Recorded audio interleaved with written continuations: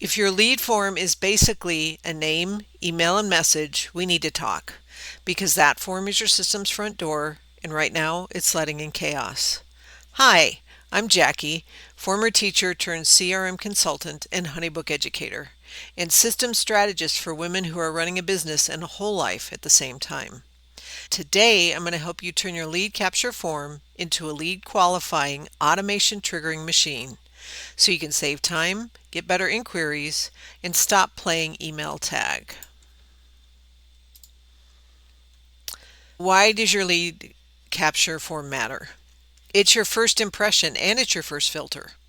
A good form can pre-qualify leads, trigger automations, and eliminate all those back and forth emails.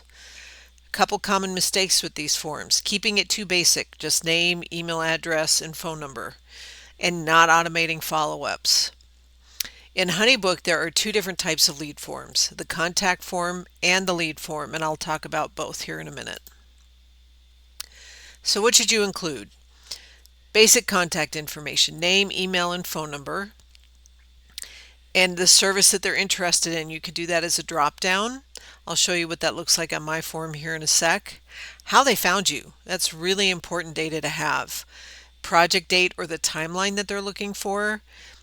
Open-ended questions are also good too. Tell me about your project. Tell me about your business. Especially if it's their first call with you, it helps you lead the conversation. This is your chance to get specific info about all your potential clients. Use your form to trigger automations. You can choose a lead form or a contact form to trigger. Now, HoneyBook has just changed things where lead forms can trigger multiple automations now, which is great. Choose a specific lead form. I'll show you what this looks like at HoneyBook in a sec.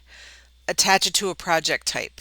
So if you have multiple packages, choose one of them, or it could be any. It depends on what your services are. Here's what it looks like.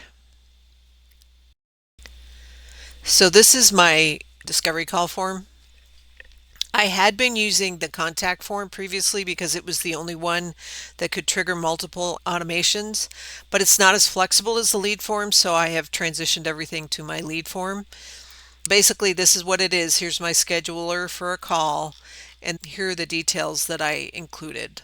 So full name, how did you hear about me, website, and this is my project types here. So this tells me what type of project they might be interested in. And then what else would you like me to know? Pretty simple. If I go to my automations, I'll show you what that looks like too really quickly. This is the test automation that I just created.